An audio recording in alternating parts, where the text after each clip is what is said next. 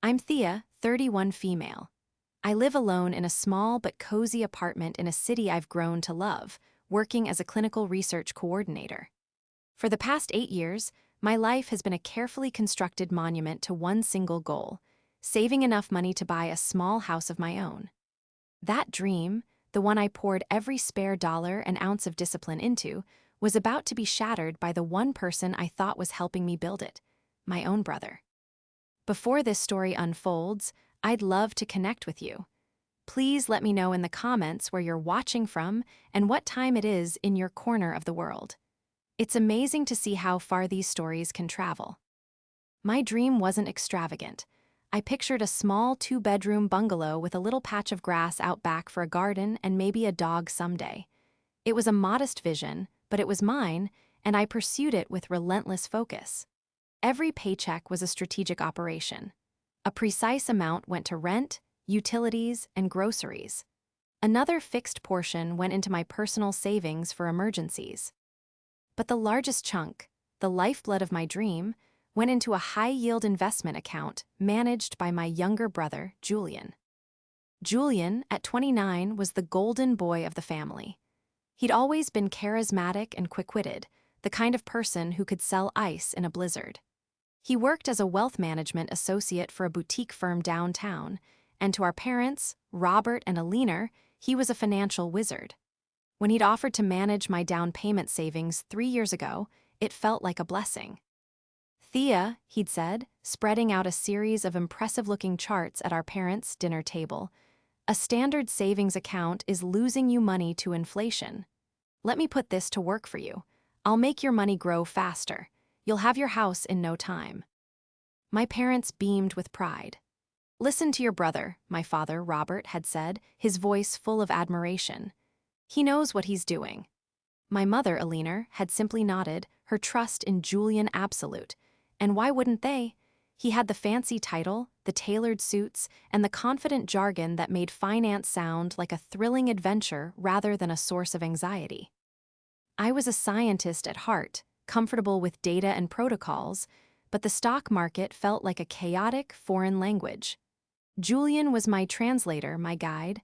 I trusted him completely. So I gave him access. We set up an investment account in my name, but he had full trading authority. Each month, I'd transfer the funds, and he'd send me a polished-looking PDF statement showing steady, impressive growth. The numbers on those statements became the foundation of my hope. I watched the total climb: 70,000, then 80, then 95. We were so close to my target of $120,000, the magic number that would cover a 20% down payment and closing costs on the type of house I was looking for. My best friend Maya was my biggest cheerleader. A high school chemistry teacher, she was as practical and grounded as they come. We'd spend hours scrolling through real estate listings, her pointing out houses with good structural integrity and me swooning over ones with charming front porches. "You're almost there, T," she'd say, her eyes shining with excitement for me. "All that discipline is paying off. You did this." I'd always correct her slightly. "We did this. Julian's been a huge help." The trust was absolute because he was my brother. We'd grown up sharing secrets, building forts out of couch cushions, and defending each other on the playground. He was the one I called when my first serious boyfriend broke my heart. I was the one who helped him study for his licensing exams. Our bond felt unbreakable, a core truth of my life. The idea that he would ever do anything to harm me wasn't just unlikely, it was unthinkable. It simply did not exist in my universe of possibilities. About 6 months ago, I found it, the perfect house. It was a little brick cottage on a tree-lined street, smaller than some I'd seen but with a beautiful, mature oak tree in the backyard. It needed some cosmetic updates, but the bones were good, as Maya would say. I went to the open house and felt an instant connection. I could see my future in that house. I could picture where my couch would go, which window I'd put my desk under, and the exact spot in the yard I'd plant my tomato garden. I called Julian, my voice buzzing with excitement. "I found it, Jay. It's the one. I'm going to make an offer." He sounded just as excited for me. "That's amazing, Thea. Okay, let's get our ducks in a row. The market is hot. You'll need to show proof of funds. I'll get the latest statement ready for you. The account is sitting at a little over 123,000. You're in a great position. That conversation replayed in my mind 1,000 times later. The ease in his voice, the genuine-sounding enthusiasm. There was no hint of hesitation, no shadow of the cataclysmic truth hiding behind his words. He was performing, and I was the captivated audience, completely unaware that the stage we were standing on was about to collapse. That night, I filled out the mortgage pre-approval application, my hands steady and my heart full of a pure, uncomplicated joy I hadn't felt in years. I was on the finish line of an 8-year marathon, and my brother was the one who was supposed to be holding the celebratory banner. The first sign of trouble was so small I almost dismissed it.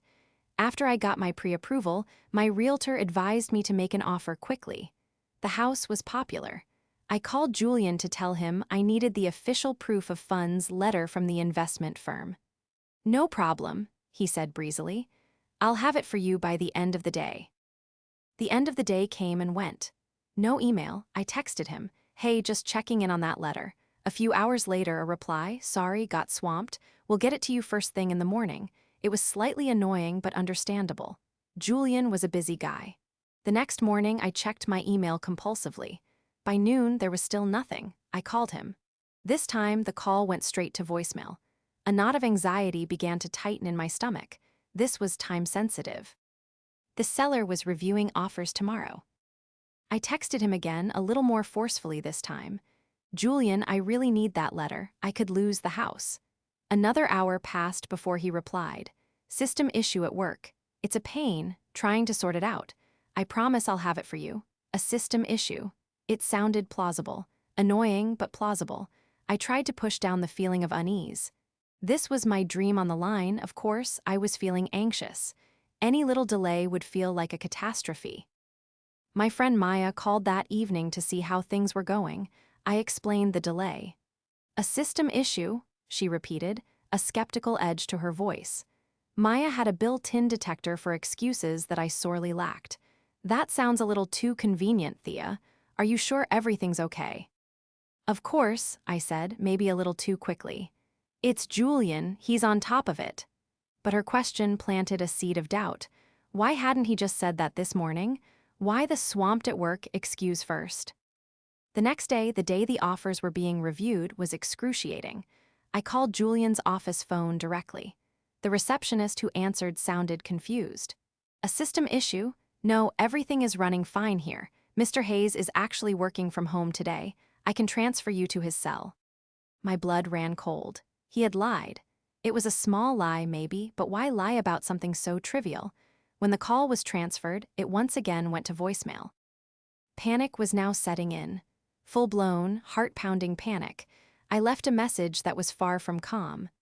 "Julian, call me immediately. What is going on? Your office said there are no system issues. I need that letter now." 2 hours later, he finally called back. His voice was completely different. The smooth, confident tone was gone, replaced by a shaky, strained whisper. "Thea, hey, I'm so sorry. There's been a problem." "A problem?" I said, standing up from my desk at work and walking quickly to an empty conference room. "What kind of problem? Julian, what did you do?" "It was a bad investment," he stammered. "A tech stock, it was supposed to be a sure thing, a quick flip to get you over the 130 mark, but it collapsed, completely wiped out." The world seemed to tilt on its axis. The words didn't make sense.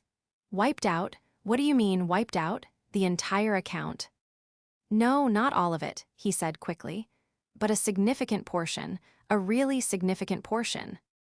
"How much, Julian?" I demanded, my voice trembling. "How much is left?" There was a long pause on the other end of the line. I could hear him take a shaky breath. "Thea, it's bad. It's really bad."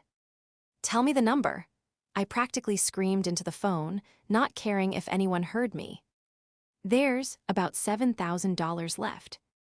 7,000, down from 123,000, in the space of a few days. The phone nearly slipped from my hand. I sank into a chair, the plastic cold against my skin. My mind was a whirlwind of static. 8 years of saving. Every missed vacation, every night spent eating pasta instead of going out with friends, every extra shift I picked up. It wasn't just money. It was time. It was my life. And it was gone. How, I whispered, the sound barely audible. How could you let that happen? You were supposed to be protecting it. I thought I was growing it, he said, his voice rising with a defensive tone. I was trying to help you. It was an unpredictable market event. It's not my fault, Thea. These things happen. These things happen. He said it so casually, as if he were talking about a sudden raw. In storm, not the complete incineration of my entire future. The numbness started to set in then, a cold, protective shell forming around my heart. I couldn't process the magnitude of the loss. All I could feel was a profound, hollow sense of disbelief. My dream house, my garden, my dog, it all evaporated in that single, horrifying moment. I ended the call without another word. I sat in that empty conference room for what felt like an hour, just staring at the blank whiteboard. The lie about the system issue echoed in my head. It was a stupid, clumsy lie. But it was the first crack, the first sign that the perfect, trustworthy brother I believed in was a facade. And beneath that facade was something I couldn't yet comprehend, a betrayal so deep it felt like it had fractured my very soul. The grief was still a tidal wave far out at sea, but I could feel the water receding from the shore, the precursor to an unimaginable devastation. And I knew, with a certainty that chilled me to the bone, that this was far from the whole story. The next 48 hours passed in a fog of numb shock. I went through the motions of life, work, eat, sleep, but my mind was stuck in a loop, replaying Julian's words, a bad investment, not my fault, $7,000 left. I sent a terse text to my realtor withdrawing my offer on the house, an act that felt like a physical amputation. I ignored calls from my parents, knowing Julian would have fed them some version of the story, and I didn't have the strength to hear them tell me to forgive him. It was Maya who finally broke through the fog. She showed up at my apartment with 2 containers of my favorite soup and a look of fierce determination. She didn't offer platitudes or tell me it would be okay. She just sat with me while I stared at the wall, and when I finally started to talk, she listened. "It doesn't make any sense," I said, my voice hoarse. "He always preached diversification. He said he kept my portfolio conservative because it was a down payment fund, not a retirement account. Why would he risk it all on a single tech stock?" Maya's expression was grim. "He wouldn't," she said quietly. "A real wealth manager wouldn't do that, Thea. It's against every rule in the book. It's either gross incompetence or something else." "Something else?" I asked, though a dark part of my mind was already reaching the same conclusion. "He lied about the system issue at his office," she reminded me gently. "People who are telling the truth don't need to invent cover stories." That night after Maya left, I couldn't sleep. Her words echoed in my ears. I sat at my laptop, the screen illuminating my dark living room. My hands trembled as I logged into the online portal for the investment account. I had never felt the need to check it myself. I just filed away the polished PDFs Julian sent me every month. My trust had been absolute. Now, that trust felt like a staggering act of foolishness. The login was successful. The current balance stared back at me in cold, hard numbers, $7,152.34. Seeing it there officially made it real. My breath hitched. Then, my eyes drifted to the transaction history tab. My heart started pounding a frantic rhythm against my ribs. I clicked on it. The list of transactions loaded, going back 3 years. For the first 2.5 years, it looked exactly as I'd expected. Monthly deposits from my bank account, followed by purchases of various mutual funds and bonds. The growth was slow and steady, just as he'd promised. But then, about 6 months ago, the pattern changed. The diversified funds were sold off, one by one, consolidating the entire account balance, over $100,000 into cash. My blood turned to ice. This wasn't a recent, quick flip. This was planned. He had liquidated my entire portfolio months ago. What had he done with the cash? I kept scrolling. And then I saw it. A series of large, regular withdrawals. They weren't purchases of any stock. They were direct transfers. The descriptions were cryptic, just a series of letters and numbers, but the recipient was the same every time: BTX Global Services. I typed BTX Global Services into a search engine. The results loaded instantly, and the world fell out from under my feet. The first link was for Betex Global, a massive international online sports gambling website. The services were bookies. The screen blurred as tears I didn't even know I'd been holding back began to fall. It wasn't a bad investment. It wasn't a collapsed tech stock. It was a lie. A monstrous, calculated lie designed to cover up the fact that he had systematically stolen my life's savings to feed a gambling addiction. I clicked through the transfers, my hands shaking so badly I could barely control the mouse. 10,000 here, 15,000 there, 5,000 a week later. It was a relentless, desperate siphoning of my future. The final, massive withdrawal of over $20,000. RS had been just 1 week ago. He must have lost it all and known the game was up. The story about the tech stock was just the last, pathetic lie he could come up with before the curtain fell. The numbness that had encased me for 2 days shattered, and in its place, a feeling I had never experienced before began to rise from the pit of my stomach. It was a cold, pure rage. It was different from the hot, fleeting anger of an argument. This was a deep, glacial fury that clarified my thoughts and steadied my hands. He hadn't just lost my money. He had stolen it. He had looked me in the eye month after month and lied while he was pillaging my dream. He had used my trust, our family bond, as a shield for his deceit. I thought back to every conversation we'd had about the house, his feigned excitement, his promises. He knew the money was already gone. Every word was a performance. The PDF statements he'd been sending me, they had to be fake. I opened my email and pulled one up. It looked professional, official, with the firm's logo and formatting. But now, comparing it to the real transaction history on the website, I could see it was a complete fabrication. He had meticulously crafted these documents to keep me placated, while he bled my account dry. The scope of his betrayal was breathtaking. This wasn't a moment of weakness or a single bad decision. This was a long, deliberate campaign of theft and deception against his own sister. The grief was still there, a massive wound in my chest, but the rage was a cauterizing agent. It burned away the tears and the shock, leaving behind a hard, resolute core. He thought I would just cry and accept his pathetic story about a bad investment. He thought our family would pressure me to forgive and forget, to absorb the loss to protect him. He had underestimated me. He had no idea what he had just unleashed. In that moment, sitting in the blue glow of my laptop screen, the victim vanished, and a strategist began to emerge. The next morning, the world looked different. The colors seemed sharper, the sounds more distinct. The rage had given me a strange, unnerving clarity. I wasn't just going to be angry, I was going to be methodical. I worked in clinical research, after all. My entire career was built on data, documentation, and protocols. I would apply that same rigor to dismantling Julian's life. My first call was not to a lawyer, but to Maya. I laid out everything I had found: the liquidated portfolio, the transfers, the gambling site, the fake statements. I spoke in a calm, flat voice that scared even me. When I finished, there was a moment of stunned silence on her end. "Thea," she finally said, her voice filled with a mixture of horror and fury on my behalf. "That is beyond evil. What are you going to do?" "I'm going to gather evidence," I said simply. "I need every piece of his deception documented before I make a single move.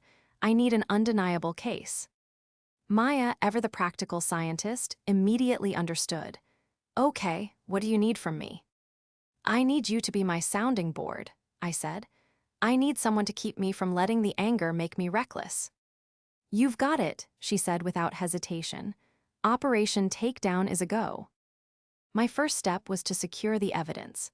I logged back into the investment portal and, with painstaking care, downloaded every real transaction statement from the last 3 years. I saved them to a new, password-protected folder on a thumb drive. Then, I went through my email and saved every single one of the fake PDF statements Julian had sent me. I placed them side by side, the reality of his theft next to the fiction of his success. The discrepancy was sickeningly stark. One showed a portfolio being systematically bled dry, the other, a flourishing account hitting new highs. Next, I needed to understand the full scope of his problem. A gambling addiction like that, one that could burn through over $100,000, was likely not confined to just my money. It was probably a sprawling, desperate enterprise. Julian had always lived a life that seemed just a little too lavish for his salary. The designer clothes, the new car every 2 years, the expensive dinners he'd post about on social media. Our parents saw it as a sign of his success. I now saw it as a series of red flags I had been blind to. I began to dig, using the detached focus of a researcher. I looked up public records. It didn't take long to find the first crack in his public persona. He had a lien against his car for thousands in unpaid city parking tickets. Hardly the behavior of a meticulous financial planner. I then did a search for his name in local court records. Bingo! A credit card company had taken him to small claims court 6 months ago for an unpaid balance of over $15,000. He had settled, but the record was there. He was drowning in debt. The next piece of the puzzle came from an unexpected source, social media. Julie and was a prolific poster, carefully curating an image of a successful young professional. I scrolled back through years of his life, but this time, I wasn't looking at the smiling photos. I was looking at the backgrounds, the tags, the comments. I noticed a pattern. Several of his boys' trips to Las Vegas and Atlantic City coincided with large withdrawals from my account. A photo of him celebrating at a high-end steakhouse, tagged with 2 friends, was posted the same day $10,000 had been transferred to Betex Global. These friends were part of his inner circle, the ones who likely knew the version of Julian he kept hidden from his family. I looked them up. One of them, a guy named Marco, had a public profile that was even more boastful than Julian's. He had photos of horse races, poker nights, and screenshots of winning sports bets.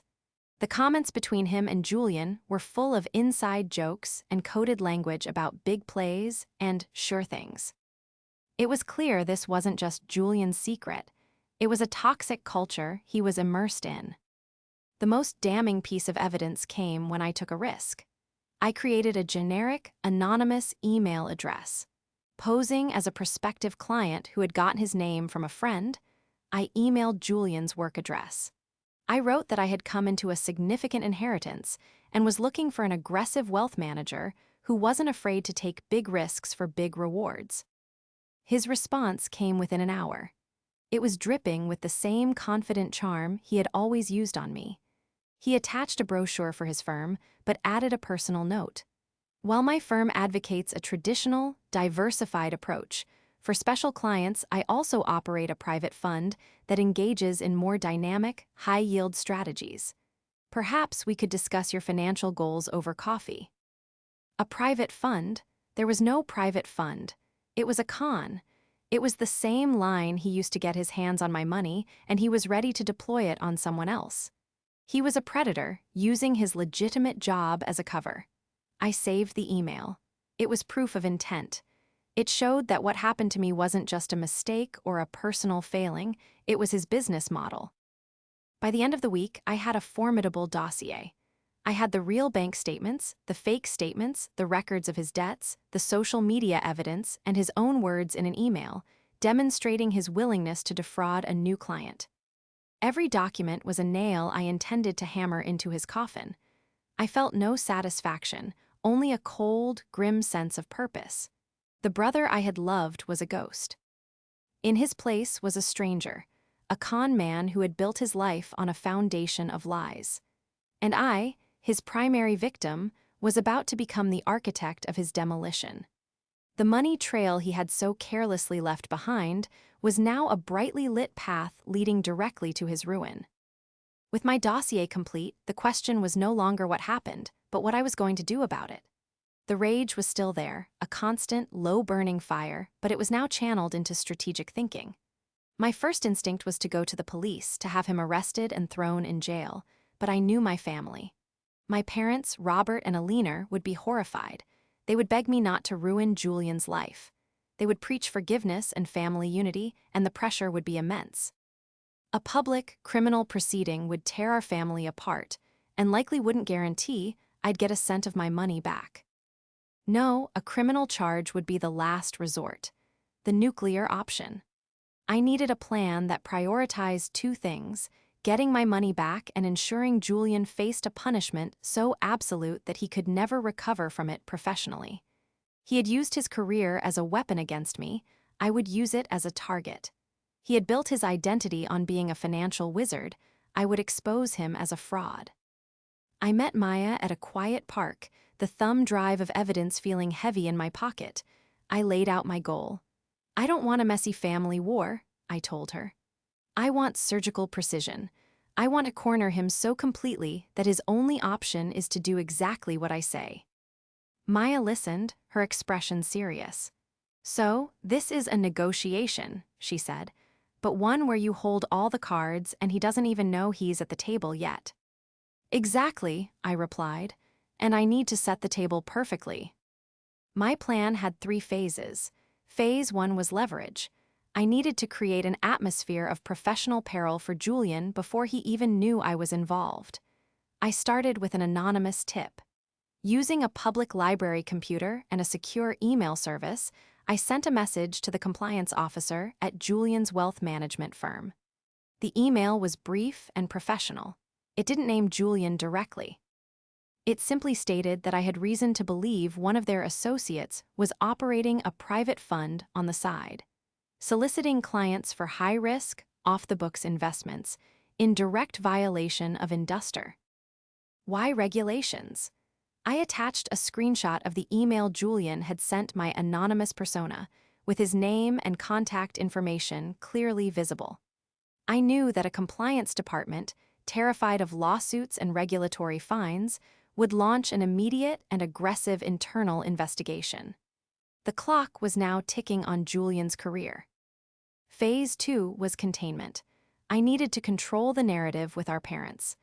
I couldn't let Julian get to them first with some sob story about his addiction and a plea for their help. I had to frame the situation in a way that even their parental love couldn't excuse. I called my mom and dad and asked them to meet me for dinner, just the 3 of us. At the restaurant, I was calm and direct. I told them there had been a serious issue with my investment account. Before they could jump in with defenses for Julian, I laid out a single piece of evidence on the table, one of the fake statements Julian had created. "This is what Julian sent me last month," I said, my voice even. "It shows a balance of over $120,000. Then, I placed the real, official statement from the investment firm next to it. "And this is the reality. The balance is $7,000. The statement Julian sent you is a forgery."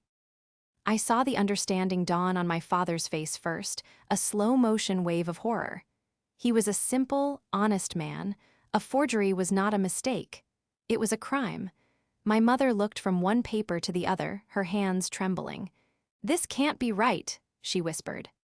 "The rest of the money," I continued, my voice unwavering, "was transferred directly from my account to an international sports gambling website. This wasn't a bad investment, Mom, Dad. This was theft. He stole my life savings." I didn't need to show them the whole dossier. The fake statement was the linchpin. It was tangible proof of deliberate deception that they couldn't explain away. I had bypassed the emotional argument about addiction and framed it as a cold, calculated crime. They were devastated, not just by the loss of the money, but by the shattering of the image they held of their son. I told them I was handling it and that I needed them to do one thing for me, not speak to Julian about it until I said so. They were so stunned, so completely thrown by the revelation, that they agreed. Phase 3 was the confrontation itself. This was the main event. I needed a setting that was neutral, where I would be in control. I sent Julian a single, simple text message: "We need to talk about my account. Meet me at my apartment. Tomorrow. 7 p.m. Come alone." His response was a simple okay. He probably thought he was walking into a tearful, emotional confrontation. He was wrong. I spent the next day preparing. I set up 2 chairs in my living room, facing each other. On the coffee table between them, I placed a single folder. Inside was a carefully curated selection of the evidence, the side-by-side statements, a summary of the transfers to Betex Global, and a printout of his email to my prospective client, Persona. When the doorbell rang at exactly 7 p.m., my heart was a steady, rhythmic drum. I was not nervous. I was ready.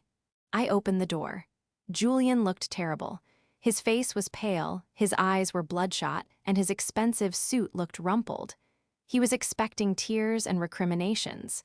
He wasn't prepared for the cold, quiet fury that met him. "Sit down, Julian," I said, gesturing to the chair opposite mine. I didn't offer him a drink. I didn't ask how he was. I sat down and looked him directly in the eye, letting the silence stretch for a long, uncomfortable moment. Finally, I spoke. "The story about the tech stock was a good try," I said, my voice devoid of emotion.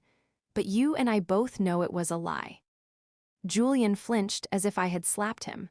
He opened his mouth to speak, probably to launch into another pre-rehearsed apology about his addiction, but I cut him off.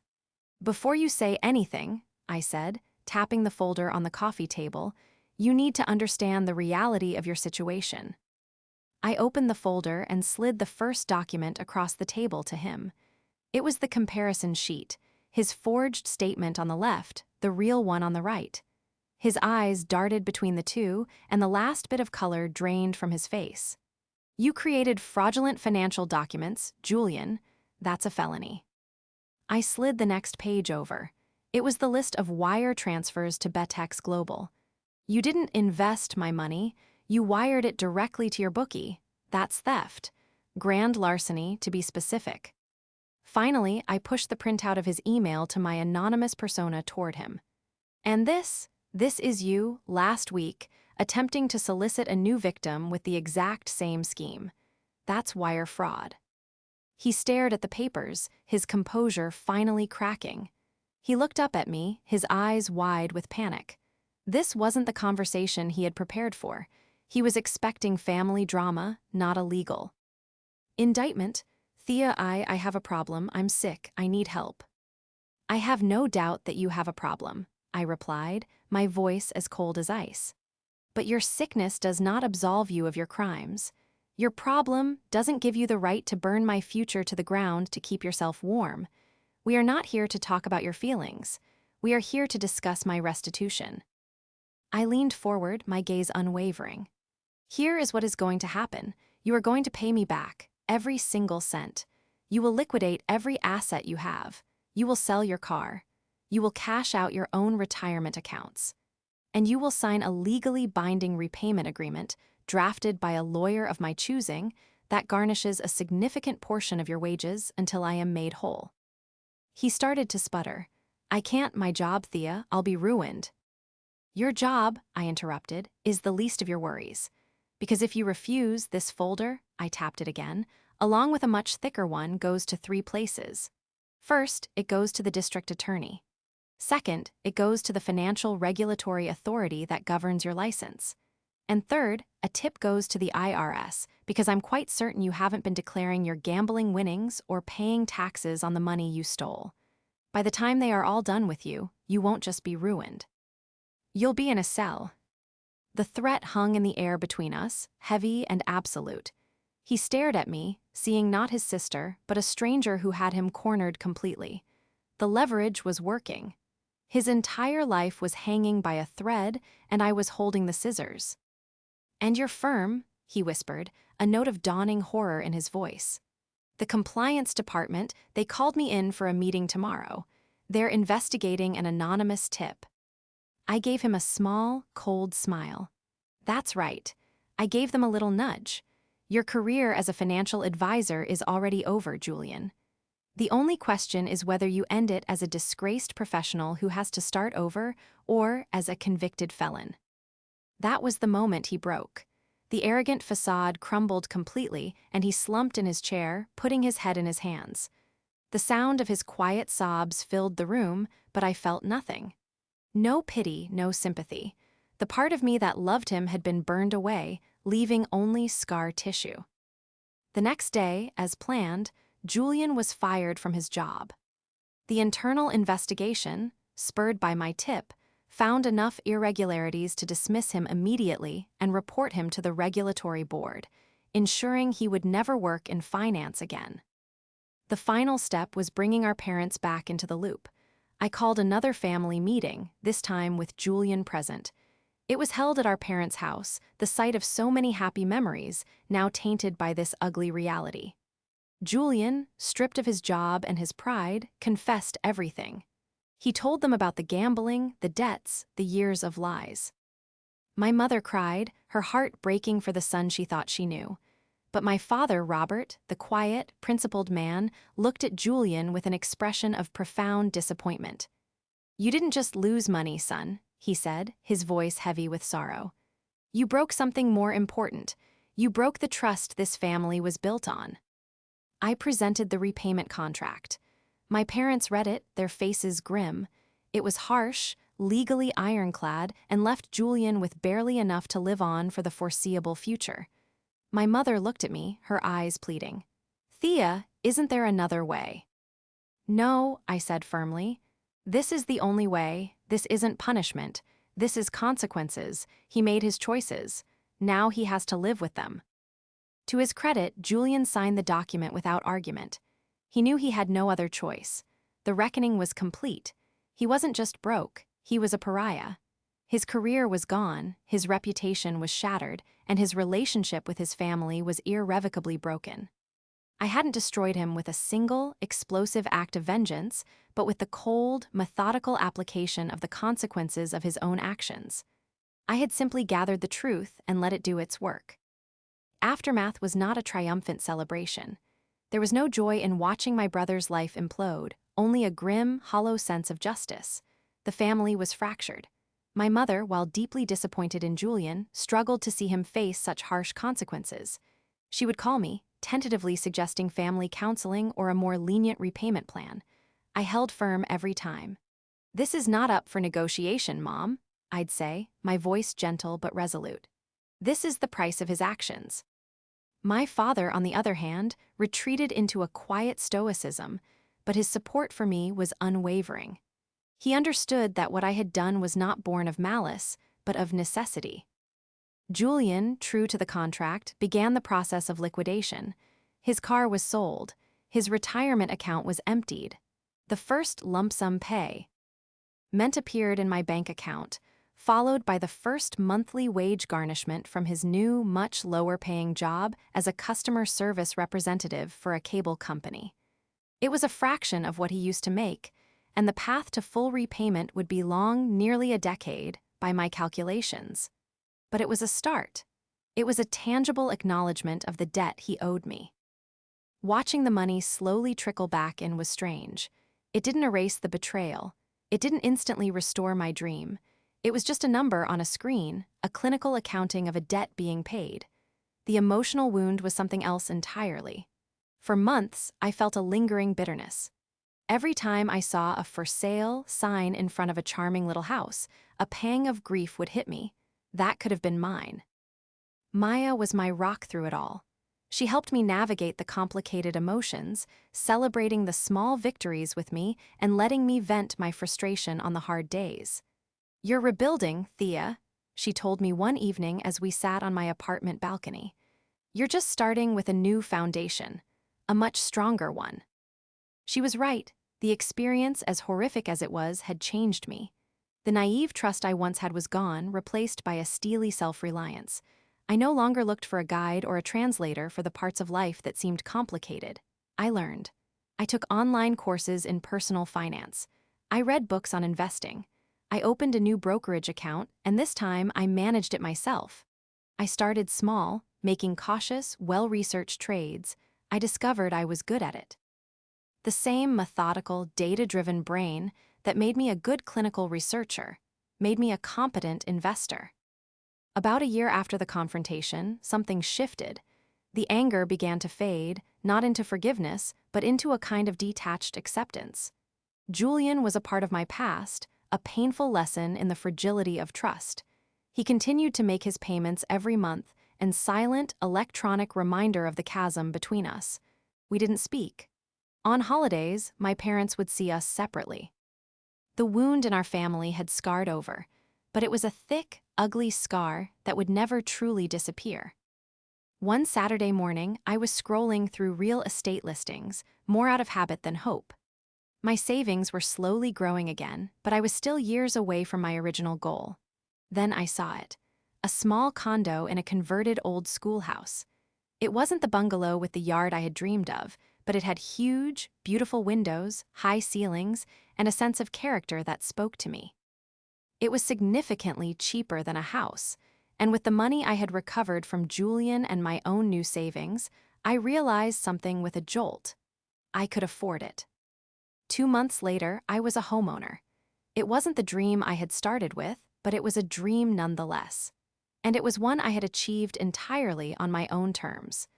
The day I got the keys, Maya came over with a bottle of champagne. We stood in the empty living room, the afternoon sun streaming through the massive windows. "You did it," she said, her voice thick with emotion.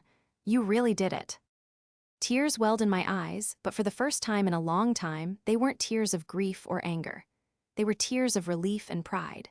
The path had been harder and more painful than I could have ever imagined, but I had walked it. I had faced the ultimate betrayal and refused to be a victim. I had lost a brother, but I had found a strength within myself I never knew I possessed. Standing there, in my own home, bought with my own hard-earned money and fought for justice, I knew I was finally free. The rubble of Julian's betrayal was no longer something I was buried under. It was the foundation I had used to build a new life, stronger and wiser than before.